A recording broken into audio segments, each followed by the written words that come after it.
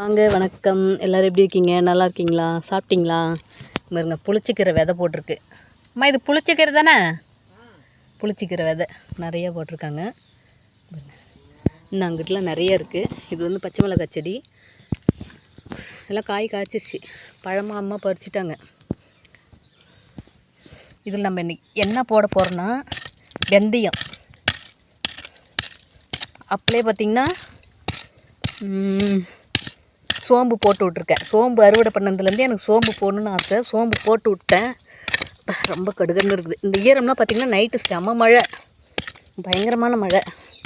அந்த ஈரம்தான் நல்லாயிருக்கு. பேசாமல் டெய்லி களை வெட்டவே போகலான்னு நினைக்கிறேன். ஏன்பா? ஐயோப்பா, ஒரே ஒரு செடி வெட்டிட்டேன்பா. ஐயோ, பச்சை மிளகாய் செடி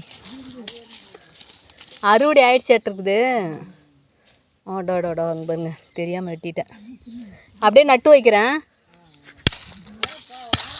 இல்லைம்மா, பொழைச்சி வருதா பார்த்துக்கலாம். வேரோடு தான் இருக்குது. இந்த கொஞ்சமாக அங்கே காயம் போட்டிருக்கு, அவ்வளோதான். சே, அப்படியே நட்டு வச்சிருவோம். நட்டு வச்சு தண்ணி ஊற்றி பார்ப்போம். ஐஸு எப்படி கெட்டியா இல்லை இவ்வளோதானா அப்படின்னு பார்க்கலாம். ஆமாம், பச்சை மிளகா காய்ச்சி முடிஞ்சுதுல்ல, சரி பார்க்கலாம்.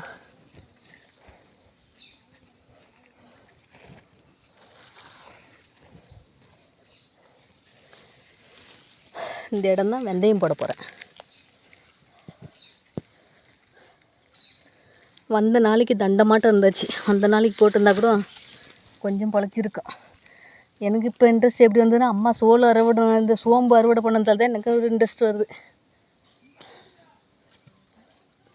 பாருங்க, வெந்தயம் சும்மா வீட்டில் இட்லிக்கு வெந்தய குழம்புலாம் வைக்கிறதுக்கு வெந்தயம் வச்சுருப்போம்ல, அந்த வெந்தயம் தான். இதுக்குன்னு தனியாக விதையெல்லாம் கிடையாது. சும்மா லைட்டாக தூவி விடும்.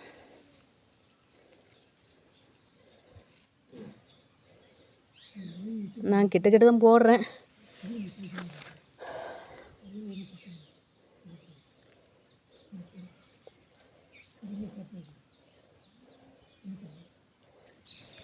எப்படி வருதுன்னு பார்க்கலாம். மண் இல்லையா, இதே மண்ணை கழிச்சு விட்றலாமா?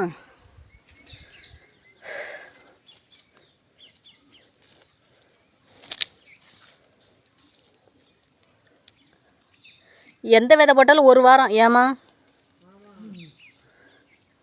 பார்க்கலாம். வெந்தயமும் சோம்பும் போட்டிருக்கேன்.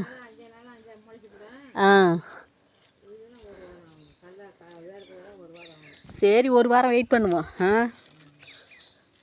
நல்லா பொழைச்சிதுன்னா நீங்கள் என்ன பண்ணுறீங்க, அங்கேயும் அப்படியே கொத்தி விட்டு போடுங்க. சோம்பு, வெந்தயம். அடுத்தது கடுகு போடலாம். ஏப்பா, நாலு கடுகு மட்டும் எடுத்துருவாப்பா.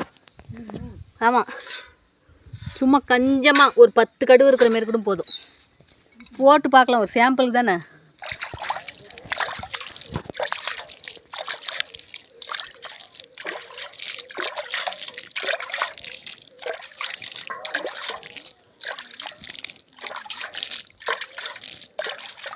இப்போ பார்த்திங்கன்னா வெந்தயம்லாம் மேலேயே தெரியுது.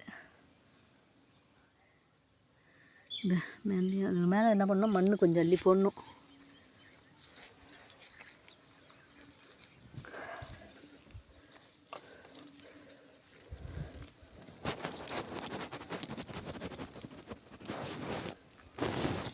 இந்த இடம் தான் சோம்பு போட்டிருக்குது.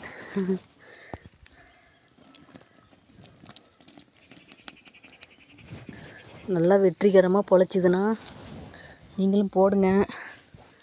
நம்ம பக்கமும் சோம்பு, வெந்தயம், கடுகு எல்லாம் அறுவடை பண்ணலாம். மளிகை ஜாமான் ரேட்லாம் கொஞ்சம், நம்ம விவசாயிங்களாம் கொஞ்சம் இதெல்லாம் பார்த்தோம், நம்ம சைடும் இது மாதிரிலாம் அறுவடை பார்த்தோம்னா கொஞ்சம் ரேட்டுக்கு கொஞ்சம் ரேட்டு கம்மியாகும்ல. அதுக்கு முன்னே ஒரு காடு தவறாத இந்த துவரை போடுவாங்க. வீட்டில் காட்டிலே துவரை போட்டு அதை பறித்து அப்படியே தட்டை அறுத்து காய வச்சு துவரை அடிப்பாங்க. வீட்டுக்கு வீடு துவரை இருக்கும்.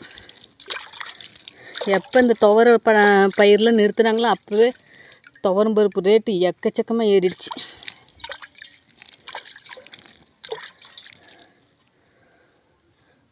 சரிப்பா, வெந்தயம் போட்டாச்சு. பாய்.